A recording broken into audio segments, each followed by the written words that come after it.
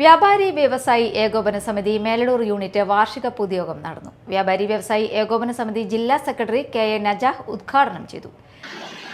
എല്ലായിടത്തും ജില്ലയിൽ 235 യൂണിറ്റുകളാണ് ഇപ്പോൾ നമ്മൾക്ക് നിലവിലുള്ളത്. 235 യൂണിറ്റുകളിൽ 45,000-ൽ വരുന്ന അംഗങ്ങളാണ് നമ്മൾക്ക് ഈ കരുത്തേകുന്ന സംഘടന.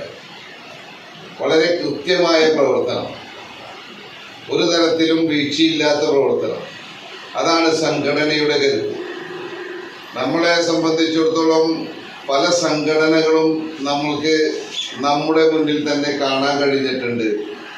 Mala SI CK Suresh unit അംഗമായ മോഹനന്റെ മകളും ടെലിവിഷൻ താരവും 2024 മിസ് കേരളയുമായ മിസ് ശ്രീലക്ഷ്മി മോഹനനെ ആദരിച്ചു.